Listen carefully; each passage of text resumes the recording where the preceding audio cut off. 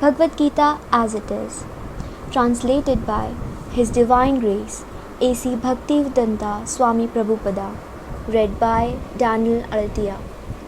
Bhagavad Gita as it is. What is Bhagavad Gita? The Gita in the title of the Bhagavad Gita means song.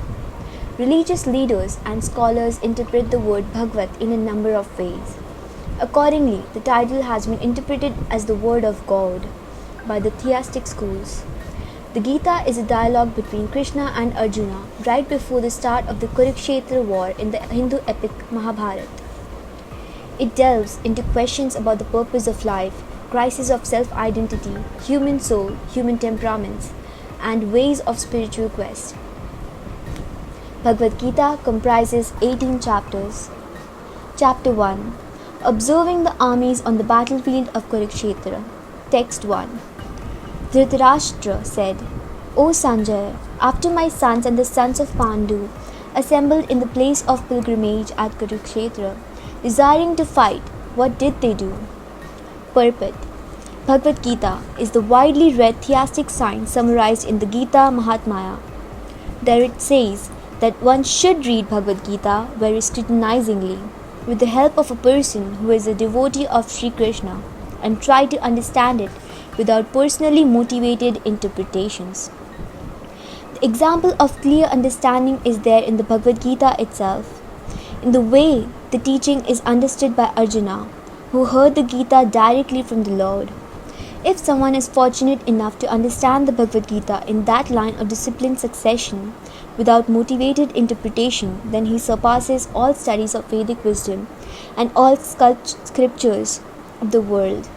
One will find in the Bhagavad Gita all that is contained in other scriptures, but the reader will also find things which are not to be found elsewhere. That is the specific standard of the Gita. It is the perfect theistic science because it is directly spoken by the Supreme Personality of Godhead, Lord Sri Krishna. The topics discussed by the Dhritarashtra and Sanjaya as described in the Mahabharata form the basic principle for this great philosophy. It is understood that this philosophy evolved on the battlefield of Kurukshetra, which is sacred place of pilgrimage from the immemorial time of the Vedic age. It was spoken by the Lord when He was present personally on this planet for the guidance of mankind. The word Dharmashetra, a place where religious rituals are performed, is significant because on the battlefield of Kurukshetra, the Supreme Personality of Godhead was present on the side of Arjuna. Dhritarashtra, the father of Kurus, was highly doubtful about the possibility of his son's ultimate victory. In his doubt, he inquired from his secretary Sanjaya, what did they do? He was confident that both his sons and the sons of his younger brother Pandu were assembled in that field of Kurukshetra for a determined engagement of the war. Still, his inquiry is significant. He did not want a compromise between the cousins and brothers, and he wanted to be sure of the fate of his sons on the battlefield. Because the battle was arranged to be fought at Kurukshetra, which is mentioned elsewhere in the Vedas, a place of worship, even for the denizens of heaven, Dhritarashtra became very fearful about the influence of the holy place on the outcome of the battle. He knew very well that this would influence Arjuna and the sons of Pandu favorably because by nature they were all virtuous. Sanjaya was a student of Vyas, and therefore by the mercy of Vyas, Sanjaya was able to envision the battlefield of Kurukshetra even while he was in the room of Dhritarashtra. And so, Dhritarashtra asked him about the situation on the battlefield.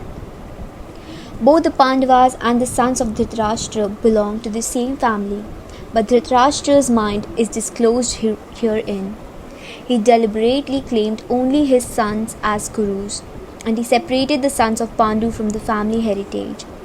One can thus understand the specific position of Dhritarashtra in his relationship with his nephews, the sons of Pandu.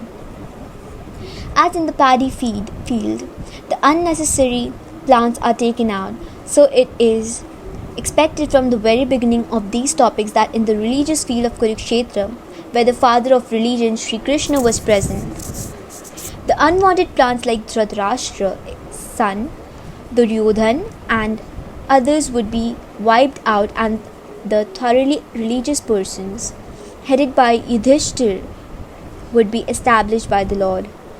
This is the significance of the words Dharmakshetra and Kurukshetra apart from their historical and Vedic importance.